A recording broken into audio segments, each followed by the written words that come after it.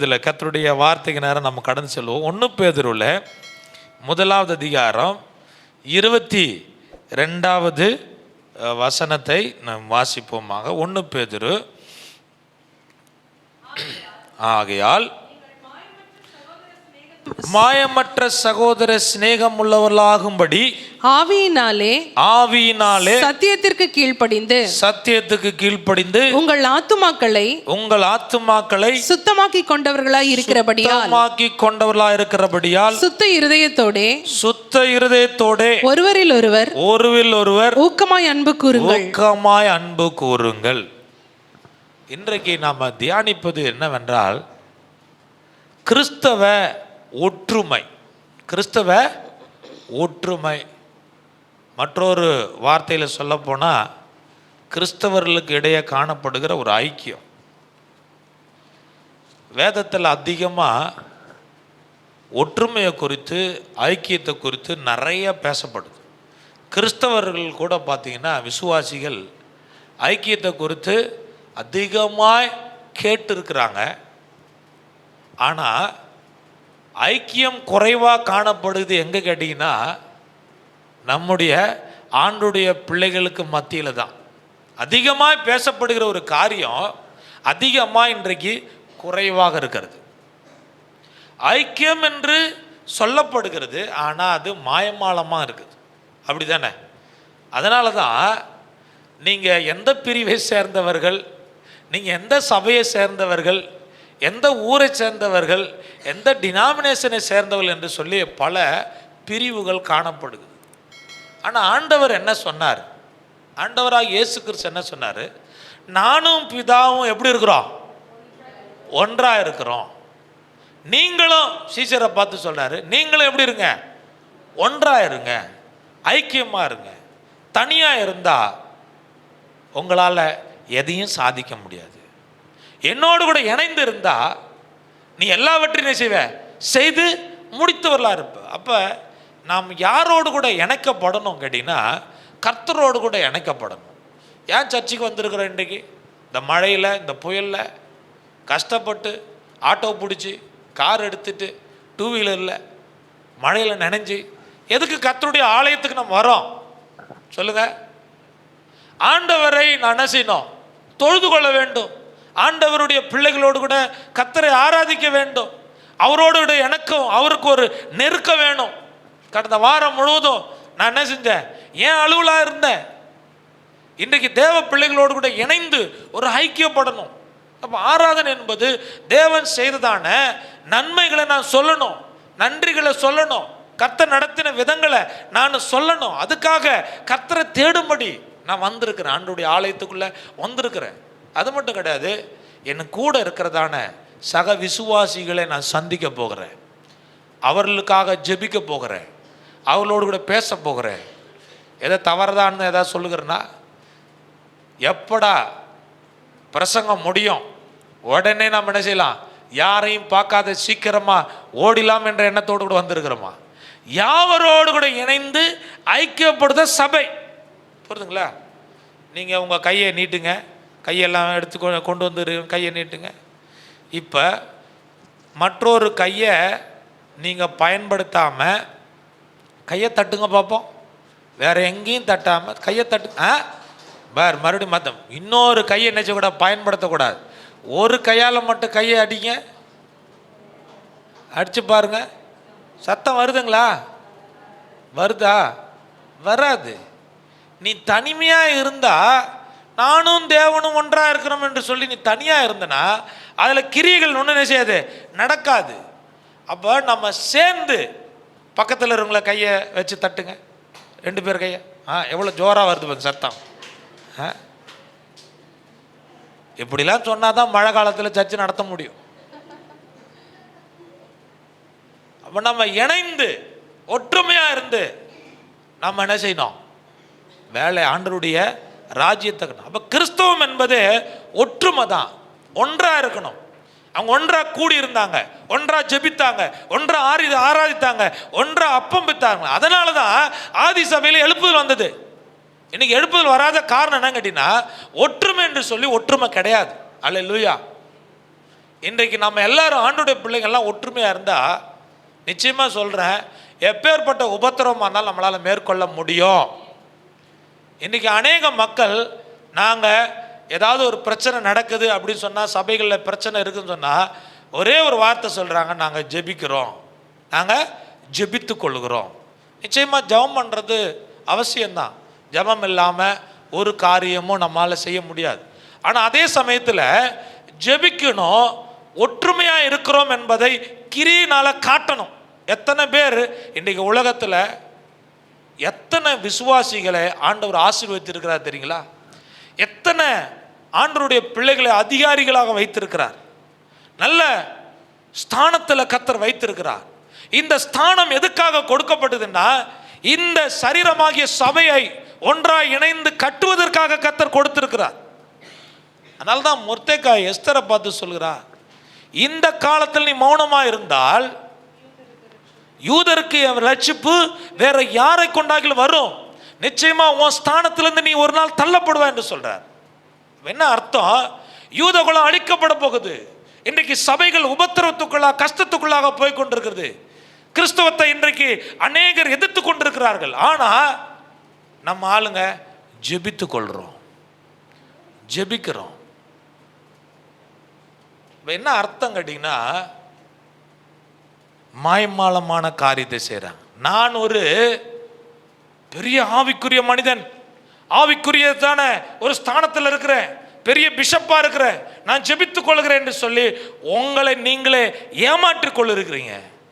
ஜபமும் தேவை, கிரியும் தேவை. புரியுதுங்களா? நான் ஒற்றுமையாக இருக்கிறேன் என்பதை உலகமும் அறியணும். யாரும் இல்லாத ஒரு கைவிடப்பட்ட நிலைமையில ஆண்டவருடைய பிள்ளைகள் இருக்கிறாங்கன்ற சூழ்நிலை ஒரு நாளும் கிறிஸ்தவர்களுக்கு வரவே கூடாது. அல்லேலூயா! எத்தனை பேர் அதை என்றைக்கா யோசித்து பார்த்துருக்கிறீங்க? ஆண்டவர் உபத்திரவத்திலையும் ஆதி சபை மக்களுக்கு கற்றுக் கொடுத்தது ஐக்கியமாக இருந்தார்கள். அல்லேலூயா! அவர்கள் பிரிந்து போகவில்லை, பாகுபாடு பார்க்கவில்லை. அப்போ என்ன அர்த்தம் கேட்டினா, ஆண்டவர் ரட்சித்து அவருடைய ஆலயத்தில் வைத்து அவருடைய அங்கமாக வைத்திருக்கிற தேவ பிள்ளை இன்றைக்கு தன்னுடைய செல்ஃப் கண்ட்ரோலாக தன்னை பாதுகாத்துக்கிறது கொள்றதுக்காக அவர்கள் இந்த ஐக்கியத்தை விட்டு விலகி போகிறார்கள். தனக்கு நடந்தாதான் அவர்களுக்கு அது பிரச்சனையாக தோணுது. மற்றவர்களுடைய காரியத்தை குறித்து யோசிக்கிறதே கிடையவே கிடையாது. அதனால் இங்கே சொல்கிறார் பாருங்க, பேதுரு இந்த புத்தகத்தை எப்போ எழுதினார் தெரியுங்களா? உபத்திரவ காலத்தில் போய் கொண்டிருக்கிற சபைக்கு எழுதுகிறார்.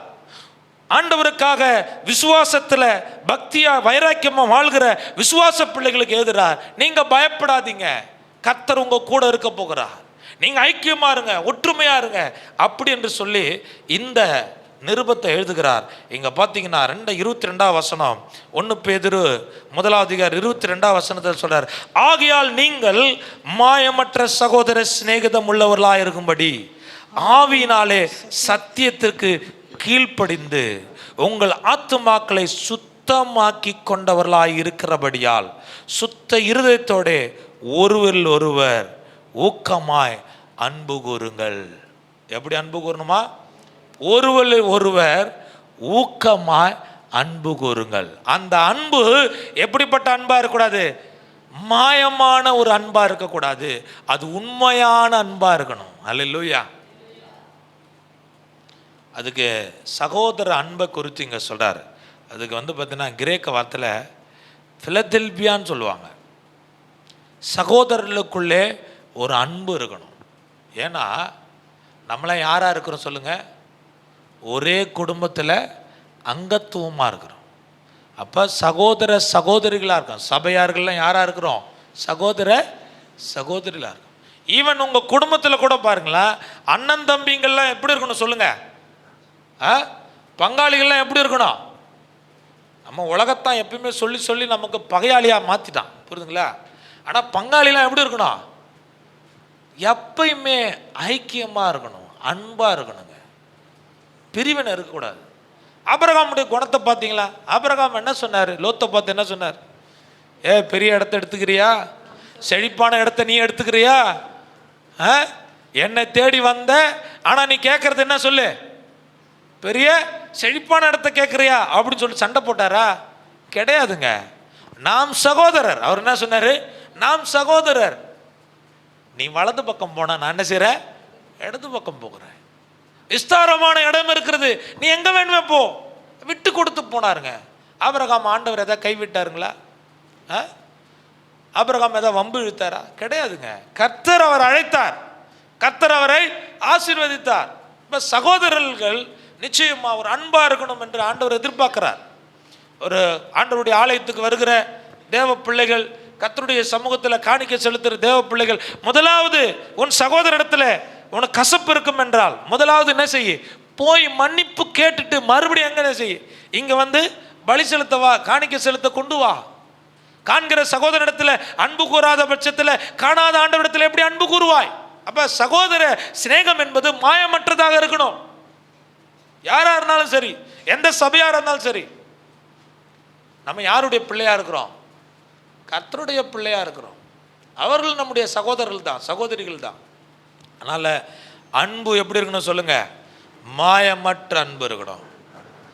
அகாப்பே அன்பு என்றதான ஒரு வார்த்தையும் சொல்லப்படும் கிரேக்கில். அகாப்பே என்றால் தியாகமான அன்பு. எப்படிப்பட்ட அன்பு சொல்லுங்க? தியாகம்.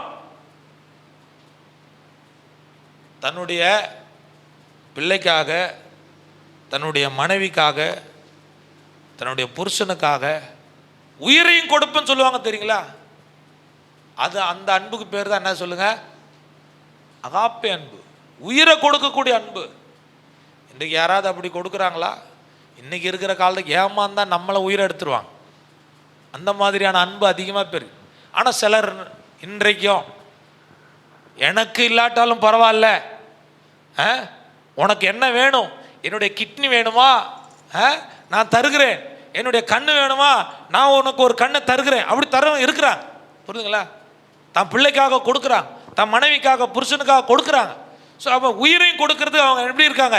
ஆயத்தமாக இருக்கிறாங்க. சிலர் சில அடக்க ஆராதனைலாம் போனால் சொல்லுவாங்க, உனக்கு முன்னே நான் போயிருந்தா நல்லா இருக்குமே, எனக்கு பதிலாக உனக்கு பதிலாக நான் என்ன செஞ்சிருவேன், மறுத்திருந்தா நல்லா இருக்குமே அப்படின்னு சொல்கிறவங்களா இருக்கும். அப்போ என்ன அர்த்தம் கேட்டிங்கன்னா, அவங்க அந்த அளவுக்கு தன்னை விட அதிகமாக நேசிக்கிறது தான் ஒரு சாக்ரிஃபைசிங் லவ்.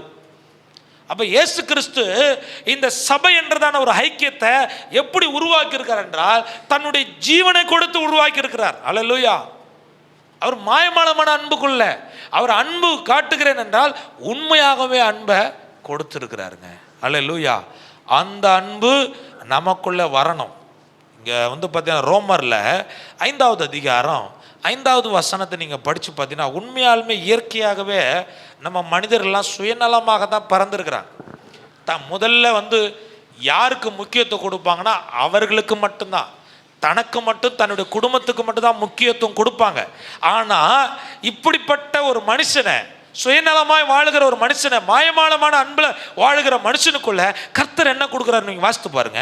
மேலும் மேலும் நமக்கு அருளப்பட்ட பரிசுத்த ஆவியினாலே, நமக்கு அருளப்பட்ட பரிசுத்த ஆவியினாலே தேவ அன்பு நம்முடைய இருதயங்களில் ஊற்றப்பட்டிருக்கிறபடியால் அந்த நம்பிக்கை நம்மை வெட்கப்படுத்தாது. அப்ப இந்த தேவ அன்பு மாயமாலமாய் அன்பு காட்டி கொண்டிருந்த ஒரு மனுஷனுக்குள்ள தேவ அன்பு எங்க ஊற்றப்பட்டிருக்குது? நம்முடைய இருதயத்தில் ஊற்றப்பட்டிருக்குது. அல்லேலூயா. உங்க இருதயத்தில் இருக்கிற அன்பு என்ன அன்பு? தேவனுடைய அன்பை ஊற்றிருக்கிறார். இந்த அன்பு இருதயத்தில் இருக்கிறதுனால யார் என்ன செய்தாலும் சரி, யார் என்ன பேசினாலும் அது எல்லாவற்றையும் மறந்துடுது. அதனால தான் பவுல் சொல்றாரு, அன்பு சகலத்தையும் தாங்கும், சகலத்தையும் சகிக்கும். சகலமும் உன்னை குறித்து யார் என்ன பேசினாலும் சரி, என்ன சொன்னாலும், அதான் அடிக்கடி சொல்லுவேன் நான், சூடும் இருக்கக்கூடாது, சொர்ணையும் இருக்கக்கூடாது. யார் என்ன சொன்னாலும் பரவாயில்லப்பா, என் இருதயத்தில் என்ன ஊற்றப்படுது? தேவ அன்பு ஊற்றப்பட்டு. நான் ஒரு காலத்தில் சுயநலமாக இருந்தேன், ஆனால் இன்றைக்கு அப்படி இல்லை. கர்த்தர் என்னை மாற்றிருக்கிறார். என் இருதயத்தை கர்த்தர் மாற்றிருக்கிறார். பழைய சுபாவத்திலிருந்து புதிய மனுஷனாக என்னை கர்த்தர் மாற்றிருக்கிறார். புது இருதயத்தை எனக்குள்ள சிருஷ்டித்திருக்கிறார். அதனால எனக்குள்ள இருக்கிறது தேவ அன்பு, எனக்குள்ள இருக்குது. நான் மறுபடியும் பிறந்திருக்கிறேன். எத்தனை பேருக்கு அந்த நிச்சயம் இருக்கிறது? நான் மறுபடியும் பிறந்திருக்கிறேன். அல்லேலூயா. நான் ரட்சிக்கப்பட்டிருக்கிறேன். முன்ன ஒரு மாதிரி இருந்தேன், ஆனா இப்ப எப்படி இருக்கிறேன்? நான் மனம் திரும்பி இருக்கிறேன். மனம் திரும்பி இருக்கிற தேவ பிள்ளையே, நீ யார் என்றால் தேவனால பிறந்திருக்கிறவங்க. அல்லேலூயா சொல்லுமா? 1 யோவான்ல 4வது அதிகாரம் 7வது வசனத்தை படிச்சு பாருங்களா. 1 யோவான் 4வது அதிகாரம் 7வது வசனம். பிரியமானவர்களே, ஒருவரில் ஒருவர் அன்பா இருக்க கடவோம். ஏனெனில் அன்பு தேவனால் உண்டாயிருக்கிறது. அன்புள்ள எவனும் தேவனால் பிறந்து அவரை அறிந்திருக்கிறான். அப்ப அன்புள்ளவன் யாருன்னு கேட்டீங்கன்னா தேவனால பிறந்திருக்கிறான், அவரை அறிந்திருக்கிறான். அல்லேலூயா. யாரை அறிஞ்சிருக்கிறோம் சொல்லுங்க? முதல்ல பிறந்திருக்கிறோம். யாருக்குள்ள? ஆண்டவருக்குள்ள அவருடைய பிள்ளையா பிறந்திருக்கிறோம். அடுத்தது அவரை அறிந்திருக்கிறோம். அவரை எப்படி அறிந்திருக்கிறீங்க? இன்னும் எப்படி அறிய போகிறோம் சொல்லுங்க? அறிந்திருக்கிறீங்களா? ஆண்டவரை அறிந்திருக்கிறீங்களா? ஆண்டவரை இன்னும் அறியணும் கேட்டீங்கன்னா எங்கே வர சொல்றோம் ஜனங்களை? கர்த்தருடைய ஆலயத்துக்கு வாங்கன்னு சொல்றோம். எதுக்கு ஆலயத்துக்கு வர சொல்றோம்? ஆண்டவரை அறியணும், ஆண்டவருடைய சத்தியத்தை கேட்கணும். இந்த வேதத்தில் நான் உங்களுக்கு சொல்றேன், ஆண்டவரை அறிவதற்காக, இன்னும் அன்பை அறிவதற்காக 2 காரியத்துக்கு சொல்லியிருக்கிறார். இங்கே பேதுரு 2 காரியத்தை சொல்றார். ஒன்று வேத வசனம், 2வது கர்த்தருடைய ஆவியானவர். இதனால தான் அந்த மனுஷன் எப்படி இருக்கிறான்? ஆண்டவரை அறிந்து இன்னும் அன்பில், ஆண்டவரோடு கூட இருக்கிற ஐக்கியத்தில் இன்னும் வளர்றாங்க. அப்போ இந்த 2 காரியத்தை நம்ம நிச்சயமாக நமக்கு தேவை உள்ளது. அதனால தான் இங்கே சொல்கிறாரு பார்த்தீங்கன்னா, ஆவியினால நம்முடைய இருதயத்தில் அன்பை ஊற்றிருக்கிறாரு. வேத வசனத்தினால நாம் ஜெனிப்பிக்கப்பட்டிருக்கிறோம். எப்படி ஜெனிப்பட்டு சொல்லுங்க? வேத வசனத்தை கொண்டு கர்த்தர் நம்மை ஜெனிப்பித்திருக்கிறாரு. அப்போ நம்ம உருவாக்கி இருக்கிறாரு. நீங்கள் கொலோசியர் 3வது அதிகாரம் 16வது வசனத்தை படித்து பாருங்க. அதில் முதலாவது வேத வசனத்தை கர்த்தர் ஏன் கொடுக்குறாரு அப்படின்னு பார்த்தீங்கன்னா, கொலோசியர் 3:16. கிறிஸ்துவின் வசனம், கிறிஸ்துவின் வசனம் உங்களுக்குள்ளே சகல ஞானத்தோடும் பரிபூர்ணமாக வாசமாயிருப்பதாக சங்கீதங்களினாலும் கீர்த்தனைகளினாலும் ஞான பாட்டுகளினாலும் ஒருவருக்கொருவர் போதித்து புத்தி சொல்லிக் கொண்டு உங்கள் இருதயத்திலே கர்த்தரை பக்தியுடன் பாடி வார்த்தையினாலாவது கிரியையினாலாவது நீங்கள் எதை செய்தாலும் அதையெல்லாம் கர்த்தராகிய இயேசுவின் நாமத்தினாலே செய்து அவர் முன்னிலையாக பிதாவாகிய தேவனை ஸ்தோத்திரியுங்கள். அப்ப வேத வசனத்தை எதுக்காக கொடுத்திருக்கிறார் கேட்டீங்கன்னா, நாம பிறக்கிறது மட்டும் கிடையாது, அதிலே வளர வேண்டும். இப்போ இந்த பைபிள் இருக்குது. இந்த பைபிள் என்னது? இது என்ன சொல்லுவோம்? கர்த்தருடைய வார்த்தை. எதனால கர்த்தருடைய வார்த்தை? எதனால இது கர்த்தருடைய வார்த்தை? தேவனுடைய வார்த்தை சொல்றேன். எதனால சொல்றோம்? சொல்ல மாட்டீங்களே. எதனால இது கர்த்தருடைய வார்த்தை? இப்போ நான் பேசினா யாருடைய வார்த்தை? நான் பேசினா டேவிட்டோட வார்த்தை. எனக்கு ஒரு கொட்டேஷன் போடுவாங்க, டேவிட் இப்படி சொன்னார் அப்படின்னு சொல்லுவாங்க. இது யார் பேசின வார்த்தை?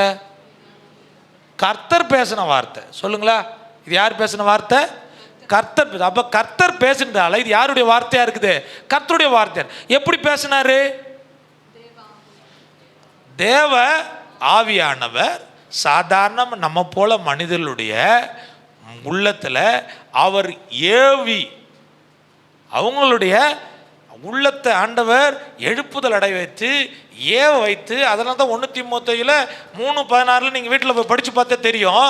அது என்ன செஞ்சார், அவங்க உள்ளத்தில் ஆண்டவர் வார்த்தையை கொடுத்து அதை எப்படி எழுதணும், அவங்க சொந்த நடையில் அது எந்த ஒரு தவறும் இல்லாதபடிக்கு எழுதி வச்சிருக்க காரணம் என்ன கேட்டீங்கன்னா, ஒவ்வொரு விசுவாசியும் இதில் வளரணும், தேறினவளா நிற்கணும், சத்தியத்தில் அடையணும், சத்தியத்துக்கு கீழ்ப்படிந்து வாழணும் என்றதுக்காக கர்த்தர் என்ன செஞ்சார், இந்த வார்த்தையை கொடுத்துருக்கிறார். இது யார் கொடுத்த வார்த்தை? கர்த்தருடைய வார்த்தை. இது பரிசுத்தமுள்ள வார்த்தை. இதில் நம்ம வளரணுங்க. அல்லேலூயா. அப்போ ஒவ்வொரு கிறிஸ்தவர்களுக்குள்ளும் சத்தியத்தில் வளர வேண்டும் என்றால், அன்பில் நிலைத்திருக்கணும் வேண்டும் என்றால், முதலாவது ஆண்டவர் வேத வசனத்தை நமக்கு கொடுத்துருக்கிறார். இரண்டாவது பார்த்தீங்கன்னா, அவருடைய ஆவியினால ஆண்டவர் அதை வெளிப்படுத்துகிறார். எபேசியர் 5வது அதிகாரம் 18ஆம் வசனத்தை படித்து பாருங்களா. எபேசியர் 5:18. துன்மார்க்கத்திற்கு ஏதுவான மதுபான வெறி கொள்ளாமல் ஆவியினால நிறைந்து சங்கீதங்களினாலும் கீர்த்தனைகளினாலும் ஞான பாட்டுகளினாலும் ஒருவருக்கொருவர் புத்தி சொல்லிக் கொண்டு உங்கள் இருதயத்தில் கர்த்தரை பாடி கீர்த்தனம் பண்ணி. அப்ப இங்க நல்லா கவனிக்கணும், போதுமானது. ஆவியினாலே என்று சொல்றாரு பாத்தீங்களா. அப்ப நமக்குள்ள ஆண்டவர் வேத வசனத்தை கொடுத்தார், ஆவியை கொடுத்தார். இதெல்லாம் காரணம் நான் யாரை அறியறதுக்காக? தேவனை அறியணும், கிறிஸ்துவ ஒற்றுமையில் நம்ம வாழணும். அப்போ இந்த ஒற்றுமையாக வாழணும் கேட்டினா, தேவன் செய்திருக்கிறதான செயலை பேதுரு இந்த அதிகாரங்களில் 1 பேதுருல இங்கே 1வது அதிகாரத்திலேருந்து 2வது அதிகாரம் நீங்கள் பார்த்தீங்கன்னா சில வசனங்களில் அவர் மிக தெளிவாக சொல்கிறாரு, எதனால் நம்ம ஒற்றுமையாக இருக்கணும், ஒற்றுமையாக இருப்பதினால நமக்கு கிடைக்கிறதான நன்மைகள் என்ன என்பதை சிலவற்றை நம்ம பார்த்து இன்றைக்கு இந்த தியானத்தை நம்ம முடிப்போம். 1 பேதுரு 2வது அதிகாரம் 1லேருந்து 3 வசனம் வரையில. இப்படி இருக்க கர்த்தர் தயையுள்ளவர் என்பதை நீங்கள் ருசி பார்த்ததுண்டானால் சகல துர்குணத்தையும் சகலவித கபடத்தையும் வஞ்சகங்களையும் பொறாமைகளையும் சகலவித புறங்குறுதலையும் ஒழித்துவிட்டு நீங்கள் வளரும்படி புதிதாய் பிறந்த குழந்தைகளைப் போல திருவசனமாகிய களங்கமில்லாத ஞான பாலின் மேல் வாஞ்சியாயிருங்கள். அப்ப இங்க பாருங்க, இந்த ஒற்றுமையில இந்த ஐக்கியத்துல நாம் என்ன செய்யணுமா? வளர வேண்டும். அப்படி வளர்றதுக்கு ஆண்டவர் இங்கே ஆலயத்துக்கு கொண்டு வந்திருக்கிறார். ஆலயத்தில் ஒரு அங்கமாக இருக்கிறோம், புரியுதுங்களா? வந்துட்டு கர்த்தரை ஆராதித்து கொண்டு இருக்கிறோம். ஓகே, அதுக்காக ஆண்டவர் ஆவியை கொடுத்திருக்கிறார், வசனத்தை கொடுத்திருக்கிறார். இப்போ வளர்றதுக்காக இங்கே பேதுரு சொல்றாரு, நமக்கு ஒரு ஆகாரத்தை கொடுத்திருக்கிறார். ஒரே ஆகாரத்தை கொடுத்திருக்கிறார் நம்ம எல்லாருக்கும். யாருக்கு? உலகத்தில் உள்ள எல்லா சபை மக்களும் வளர வேண்டும். அதுக்கு முதலாவது நம்ம பார்க்குறோம் ஒரே ஆகாரம். அந்த ஆகாரம் அது, நீங்கள் வளரும்படி புதிதாய் பிறந்த குழந்தைகளைப் போல திருவசனமாகிய களங்கமில்லாத ஞானப்பாலின் மேல் வாஞ்சையாயிருங்கள். எது மேலே வாஞ்சையா இருக்கணும்? வேத வசனத்தின் மேலே வாஞ்சையாயிருங்கள். நீங்கள் சங்கீதம் 119 போய் படித்து பாருங்க. வேத வசனம் எப்படிப்பட்டது, எவ்வளோ மகத்துவம் உள்ளது, எவ்வளோ வல்லம் உள்ளது, நம்ம எப்படி உயிர்ப்பிக்கக்கூடியது, நம்ம இப்போ நம்மோடு கூட பேசக்கூடியது, அது என்னென்ன ஆசீர்வாதத்தை வைத்திருக்குது என்பதை நம்ம பார்ப்போம். இப்போ வேத வசனம் உங்களுக்கு ஏன் ஆண்டவர் கொடுத்தார் என்றால், நாம் சத்தியத்தில் வளரணும். தெரிஞ்சால் தானே வளர முடியும், உட்கொண்டா தானே வளர முடியும். இன்னைக்கு புதிதாக பிறந்த குழந்தைக்கு எப்படி பால், அதுக்கு ஒரு சாதாரண ஒரு சின்ன சின்ன ஆகாரத்தை கொடுத்து எப்படி வளர்க்கிறோமோ, அதே போல இன்றைக்கு புதிதாய் ரட்சிக்கப்பட்டு மனம் திரும்பி கர்த்தருடைய ஐக்கியத்துக்குள்ள வந்திருக்கிற தேவ பிள்ளையே, நீ அதே நிலைமையில் இல்லாதபடிக்கு வளர வேண்டும் என்றால் வேதத்தை என்ன செய்யணும்? வாசிக்கணும், வேதத்தை தியானம் பண்ணணும், வேதத்தை உட்கொள்ளணும், நீ புசிக்கணும். அல்லேலூயா. தீர்க்கதரிசியுடைய வாயில ஆண்டவர் வேத வசனத்தை வைத்தார். இந்த சுருளை, இந்த வேத வசனத்தை நீ என்ன செய்ய? உட்கொள்ளு என்று சொல்றார். அப்ப விசுவாசிகள், எனக்கு நேரம் இல்லாதனால நான் சுருக்கமா சொல்றேன், நீங்களும் நானும் வளர வேண்டும் என்றால் முதலாவது எதை வாஞ்சிக்கணும் சொல்லுங்க? கர்த்தருடைய வேதத்தை வாசிக்க வேண்டும். இதை வாஞ்சிக்க வேண்டும், இதன்படி நடக்க வேண்டும். அப்பொழுதுதான் ஒவ்வொரு விசுவாசிகளும் இன்னும் வளருவார்கள், ஆண்டவருக்குள்ள வளர்ந்து நம்ம பெருகுவோம். இரண்டாவது காரியத்தை நான் உங்களோடு கூட சொல்ல விரும்புகிறேன். இரண்டாவது பார்த்தீங்கன்னா, நாம் ஒரே கட்டிடத்தின் கற்களாக இருக்கிறோம். பேதுரு கொடுக்குற ஆலோசனை ரெண்டாவது. முதல்ல ஒரே உணவு, அந்த உணவு கர்த்தருடைய வார்த்தை வேத வசனம். இரண்டாவது, நம்ம ஒரே கட்டிடத்தினுடைய கற்களாக இருக்கிறோம். 2 பேதுருல 4வது அதிகாரம் 1 பேதுரு 2வது அதிகாரம் 4வது வசனத்தை படிங்க. மனுஷரால் தள்ளப்பட்டதாயினும் தேவனால் தெரிந்து கொள்ளப்பட்டதும் விலையேற பெற்றதுமாய் இருக்கிற ஜீவனுள்ள கல்லாகிய அவரிடத்தில் சேர்ந்தவர்களாகிய நீங்களும் ஜீவனுள்ள கற்களைப் போல ஆவிக்கேற்ற மாளிகையாகவும் இயேசு கிறிஸ்து மூலமாய் தேவனுக்கு பிரியமான ஆவிக்கேற்ற பலிகளை செலுத்தும்படிக்கு பரிசுத்த ஆசாரிய கூட்டமாயும் கட்டப்பட்டு வருகிறீர்கள். அல்லேலூயா. இப்போ இங்க சொல்றாரு பாருங்க, நீங்களும் நானும் எப்படிப்பட்டவர்களா? ஒரே மாளிகையில கட்டப்படுகிற ஒரு ஜீவனுள்ள கற்களா இருக்கு. ஆண்டவர் பேதுருவை பார்த்து சொன்னாரு, இந்த கல்லின் மேல் என் சபையை கட்டுவே, பாதாளத்தின் வாசல்கள் அதை மேற்கொள்ளாது.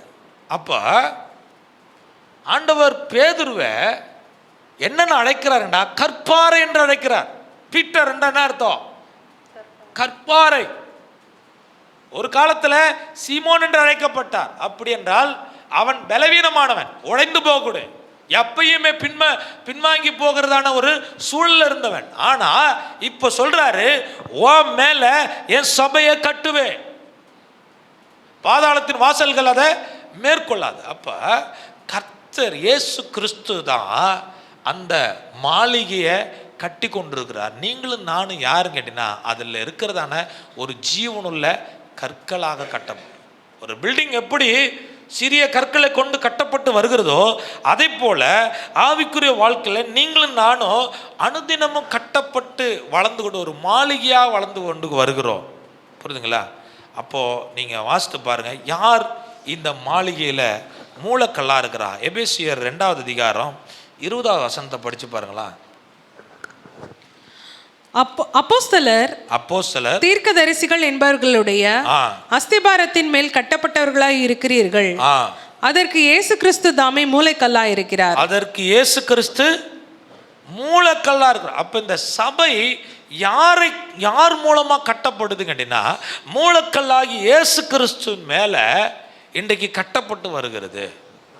தள்ளப்பட்டு இருந்த அந்த கல்லை தான் கர்த்தர் எதுக்கு கொண்டு வந்தாரு? சபையினுடைய மூலக்கல்லாக கொண்டு வந்திருக்கிறாரு.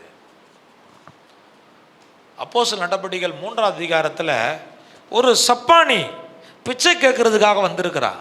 அலங்கார வாசல்ல அவன் உட்கார்ந்து கொண்டு அவன் சீசர்கள் இடத்துல பேதுரும் யோவானும் வரும்போது பிச்சை கேட்கறதுக்காக நோக்கி பார்த்து கொண்டிருக்கிறான். அப்ப பேதுரும் யோவானும் சொல்றாங்க, என்னிடத்துல வெள்ளியும் இல்லை பொண்ணும் இல்லை, ஆனா என்கிட்ட இருக்குது என்ன இருக்குது? இயேசுவின் நாமம் இருக்குது. எழுந்து நட இயேசுவின் நாமத்தில் என்று சொல்லும்போது அவன் எழுந்து நெசித்தான், நடக்க ஆரம்பித்தான். நடந்தானா இல்லையா? அவன் குதிக்க ஆரம்பித்தான், நடக்க ஆரம்பித்தான், துதிக்க ஆரம்பித்தான், பாட ஆரம்பித்தான், ஆண்டவரை குறித்து சாட்சி சொல்ல ஆரம்பித்தான். இதை பார்த்து ஜனங்களும் ஆச்சரியப்பட்டு இது எப்படிப்பட்ட காரியம் என்று அவங்க ஆச்சரியப்படும் போது இங்கே பேதுரு சொல்றாரு, இதை குறித்து நீங்கள் என்ன ஆச்சரியப்படுறது? நீங்கள் தள்ளினதான, நீங்க வேண்டாம் என்று தள்ளினதான அந்த நசரனாகிய இயேசு கிறிஸ்துவை கொண்டுதான் இந்த அற்புதம் நடந்தது.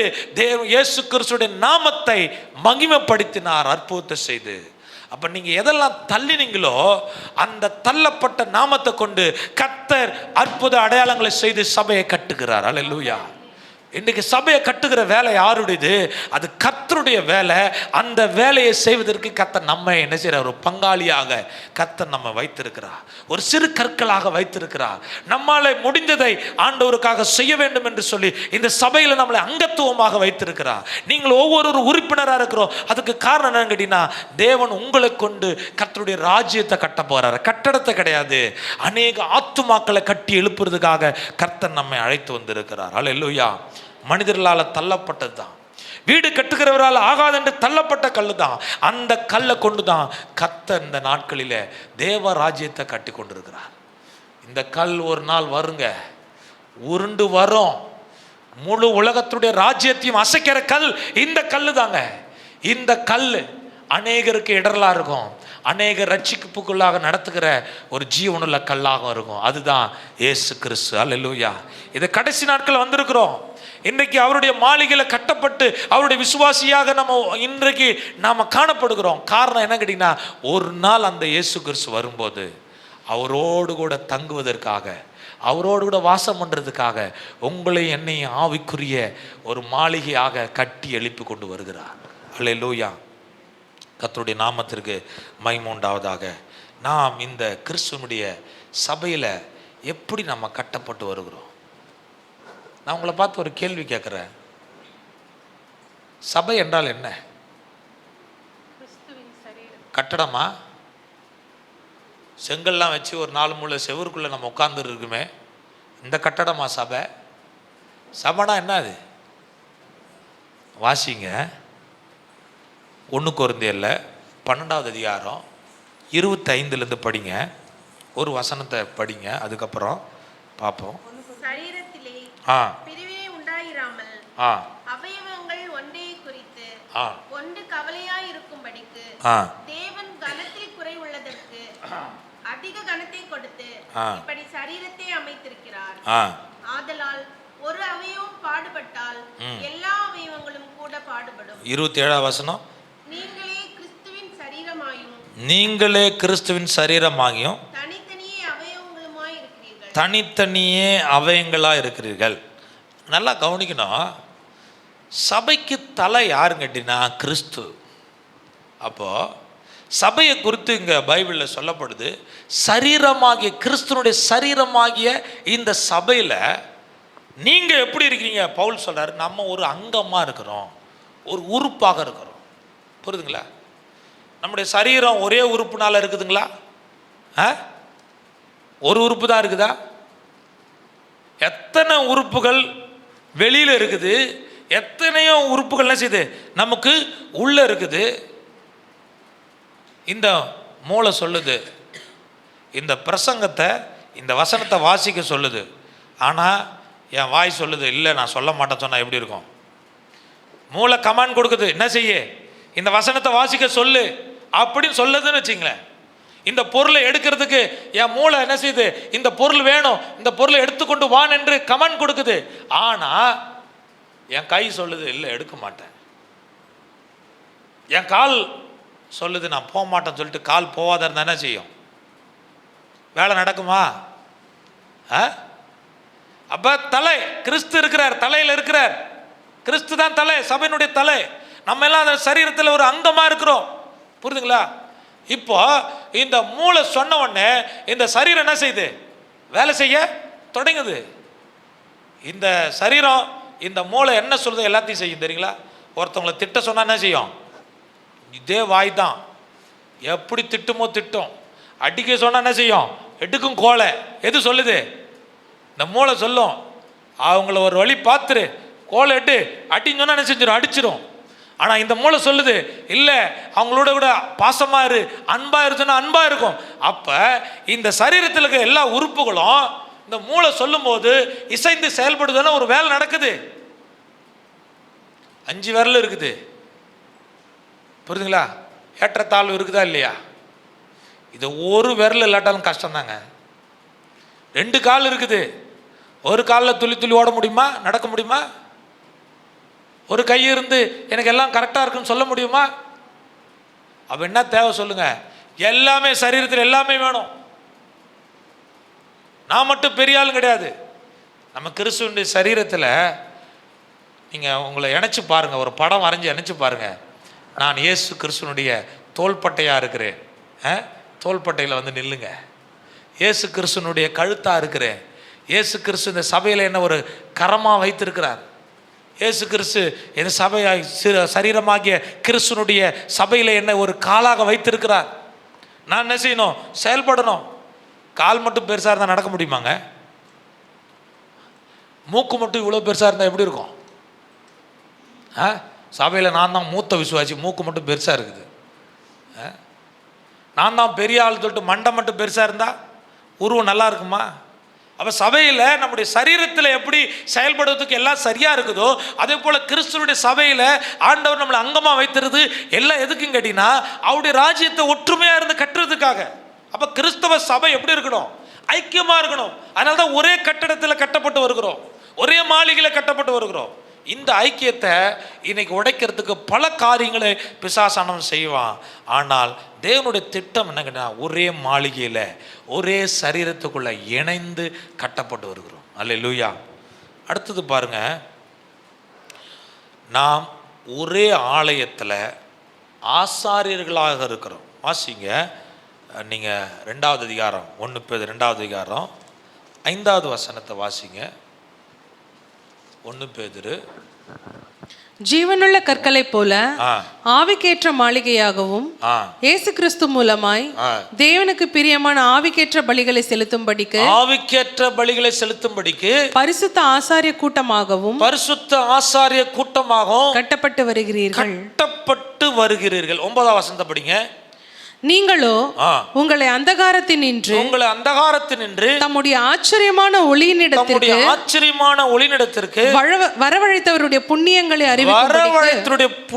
அறிவிக்கும்படிக்கு தெரிந்து கொள்ளப்பட்ட சந்ததியாயும் ராஜரீகமான ஆசாரிய கூட்டமாயும் பரிசுத்த ஜாதியாயும் அவருக்கு சொந்தமான ஜனமாயும் இருக்கிறீர்கள். அல்லேலூயா. இங்க என்ன சொல்றாரு சொல்லுங்க? நம்ம எப்படிப்பட்ட ஆளா இருக்கிறோமா? ஆசாரியர்களாக இருக்கிறோம். அது எப்படிப்பட்ட ஆசாரியர் இருக்கிறோம்? நீங்க 5வது வசனத்துல சொல்றாரு, பரிசுத்த ஆசாரிய கூட்டமாக கட்டப்பட்டு வருகிறோம். முதல்ல பார்த்து நம்ம எப்படிப்பட்டவங்களா இருக்கிறோம்? ஒரே உணவை உட்கொள்ளுறா இருக்கிறோம். 2வது ஒரே ஆவிக்குரிய மாளிகையில் கட்டப்பட்டு வருகிறோம். இங்கே 3வது சொல்றாரு, ஒரே ஆசாரியர்களாக இருக்கிறோம். எப்படிப்பட்ட ஆசாரியர்களாம்? பரிசுத்த ஆசாரிய கூட்டமாக இருக்கும். ஆசாரியர்கள் இன்றைக்கு நிறைய பேர் இருக்கிறாங்க. ஊழியக்காரர்கள் அநேகர் இந்த உலகத்தில் இருக்கிறாங்களா இல்லையா? ஊழியக்காரங்களாம் இருக்கிறாங்க. ஊழியங்கள் பலவிதமாக நடந்து கொண்டு இருக்குது. பலவிதமான வரங்கள் உள்ள ஊழியங்கள் இருக்கிறது. இவைகளெல்லாம் எதுக்கு என்றால் ஒன்றாக இணைந்து தேவராஜ்யத்தை கட்டணும். ஆனால் ஆண்டவர் சொல்கிறாரு, நான் உன்னை அறியேன், என் நாமத்தை கொண்டு தான் நீங்கள் இதெல்லாம் செய்தீங்க, ஆனால் நான் உன்னை அறியேன்னு ஏன் சொல்கிறாரு? அந்த ஊழியக்காரர்கள் செய்ததான அந்த ஊழியங்களை யாருக்கு பிரியமா இல்லை? கர்த்தருக்கு பிரியமா இல்லை. அதனால் நான் உங்களை அறியேன் என்று சொல்கிறார். ஆனால் நம்ம செலுத்துக்கிறதான ஆராதனையாக இருக்கலாம், அது ஊழியமாக இருக்கலாம், அது பலியாக இருக்கலாம். கர்த்தருக்கு என்ன காரியத்தை செய்தாலும் அந்த காரியம் யாருக்கு பிரியமாக இருக்கணும்? கர்த்தருக்கு பிரியமாக இருக்குதா? ஒவ்வொரு விசுவாச பிள்ளைகளும் உங்கள் வாழ்க்கையில் என் வாழ்க்கையில் யோசிக்க வேண்டியது என்னென்னா, என்னை ஒரு பரிசுத்த ஆசாரிய கூட்டமாக கர்த்தர் தெரிந்து கொண்டார். இந்த ஆசாரிய கூட்டம் என்பது சாதாரணமான ஒரு மனுஷனுக்கு கிடைக்கிறது கிடையாது. ஆண்டவருடைய பிள்ளைகளுக்காக கர்த்தர் கொடுத்திருக்கிற ஒரு மிகப்பெரிய சிலாக்கியம் புதிய ஏற்பாட்டு காலத்தில். அப்போ இந்த ஆசாரியருக்கு நான் செலுத்துகிற பலி யாருக்கு பிரியமாக இருக்கணும்? கர்த்தருக்கு பிரியமாக இருக்குதா? அவருக்கு உகந்த வாசனையாக இருக்குதா? என் வாழ்க்கை அவருக்கு பிரியமாக இருக்கிறதா என்பதை நாம் ஒவ்வொரு நாளும் யோசிக்க வேண்டும். அப்படி யோசிக்கும் போது, அப்படி செயல்படும் போது ஆண்டவர் சொல்கிறாரு, நீங்கள் என் ஜனமாக இருக்கிறீங்க, என்னுடைய ஜனம், நான் தெரிந்து கொண்ட ஜனம். அப்போ நான்காவது காரியம் நம்ம பார்க்குறது என்ன கேட்டிங்கன்னா, நாம் ஒரே தேசத்தினுடைய குடிகளாக இருக்கு. நான் முடிக்க விரும்புகிறேன். ஒரே தேசத்தினுடைய குடிகளாக இருக்கிறோம். 9ஆம் வசனத்துலேயும் 10ஆம் வசனத்தை படிங்களா.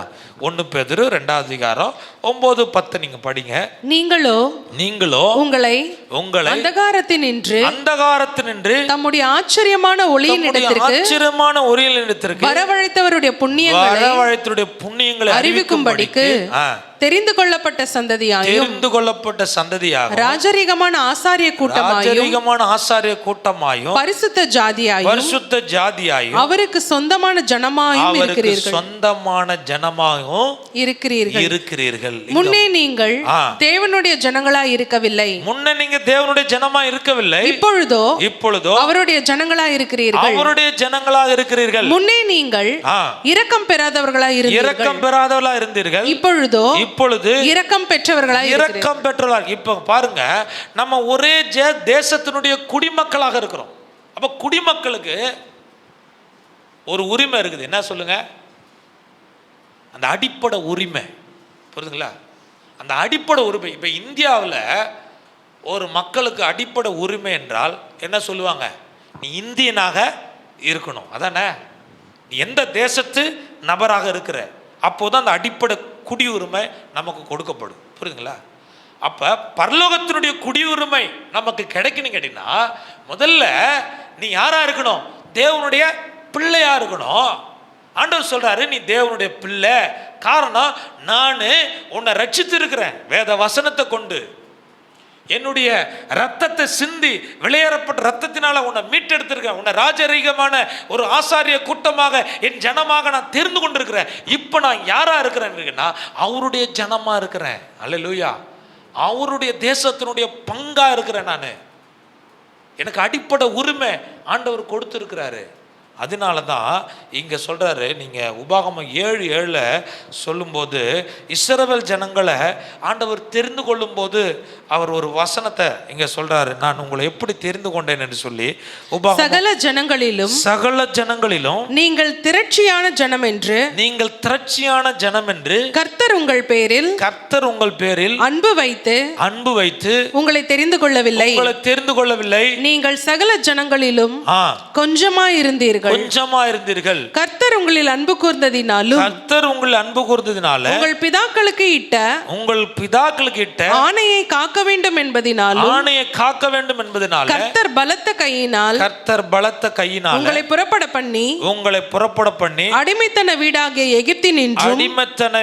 எகிப்தினின்று அதன் ராஜாவான பார்வோனின் கையினின்றும் உங்களை மீட்டுக் கொண்டார். அல்லேலூயா சொல்லுவோமா? அல்லேலூயா. அப்ப ஆண்டவர், நீங்க ஏதோ பெரிய கூட்டமா இருந்தீங்க, ரொம்ப பலசாலியா இருந்தீங்க, ரொம்ப ஞானம் உள்ளவங்களா இருந்தீங்க, நல்ல படிச்சவங்களா இருந்தீங்க, நல்ல திறமை உள்ளவங்களா இருந்தீங்க, அப்படி என்று உங்களை தெரிந்து கொள்ளல. உங்க அழகை பார்த்தோ, அந்தஸ்தை பார்த்தோ, உயர்வை பார்த்தோ, உயர் குலத்தை பார்த்தோ ஆண்டவர் நம்மளை தெரிந்து கொள்ளவில்லை. நீ சாதாரணமான ஒரு சிறு கூட்டமா இருந்தாய். ஆனா ஆண்டவர் உன்னை நேசித்தார். ஆண்டவருடைய அன்பை உனக்குள்ள வைத்திருக்கிறார். ஆனால் நான் ரொம்ப பரிசுத்தமாக இருந்தேங்க, எங்கள் ஊரில் நான் தான் ரொம்ப உண்மையாக இருந்தேன், அதனால தான் ஆண்டவர் என்னை தேடி வந்தார். நான் ரொம்ப பக்தியாக இருந்தேன், நான் பக்தி பரவசமாக இருப்பேன் எப்பயுமே, ஆனால் தான் கர்த்தர் என்னை ரட்சித்தார். இல்லவே இல்லை. ஆண்டவர் உன் மேலே அன்பை வைத்தார், இரக்கத்தை வைத்தார், தயவை வைத்தார், அவருடைய கிருபையை கொடுத்தார். அதனால ஆண்டவர் மீட்டெடுத்திருக்கிறார். அவருடைய பரலோகத்திற்கு பங்குள்ளவர்களாக கர்த்தருடைய கிருபை அன்பு நம்மை தூக்கி எடுத்திருக்குது. நம்முடைய வெளித்தோற்றத்தை பார்த்தோ, நம்முடைய அந்தஸ்தை பார்த்தோ, பணத்தை பார்த்தோ, பொருளை பார்த்தோ கர்த்தர் அழைக்கிறது கிடையாது. நீங்க நானும் தேவ பிள்ளையா மாறணும்னா ஏதோ கிறிஸ்துவ குடும்பத்தில் பிறந்துட்டேன், என் பிள்ளை ரட்சிக்கப்படக்கூடாது நினைக்கக்கூடாது, என் பிள்ளை ஞானசானம் எடுக்கக்கூடாது, மனம் திரும்பக்கூடாது நினைக்கக்கூடாது. பரிசுத்த பிள்ளை, நான் பெத்த பிள்ளை, நான் ஆண்டவர் ஏற்றுக்கொண்டேன், அதனால என் பிள்ளைலாம் எப்படி இருக்கும் பரிசுத்தம்னு சொல்லக்கூடாது. நீயும் தேவ ஜனமா மாற வேண்டும் என்றால் மனம் திரும்பணும். தேவனுடைய சபையில் அங்கத்துவம் உண்டாகணும். எந்த யூதனாலும் கிரேக்கனாலும் உலகத்தில் இருக்கிற எந்த மனுஷனால இருந்தாலும் ஒரே ஆவினால பிறக்கிறான். அவன் தான் யூனிவர்சல் சர்ச். முழு உலகத்தினுடைய சபைகளில் அங்கத்துவமாகிறோம். நம்முடைய குடியுரிமை எங்க இருக்குது? பரலோக ராஜ்யத்தில் இருக்குது. அல்லேலூயா சொல்லுவோமா? அதனால தான் இங்கே சொல்றாரு, நான் என்ன செஞ்சேன்? உங்களை தெரிந்து கொண்டேன். நீங்கள் யோவான் 15:16 சொல்கிறாரு, நீங்கள் என்னை தெரிந்து கொள்ளவில்லை. யார் தெரிந்து கொண்டா? நான் உங்களை தெரிந்து கொண்டேன்.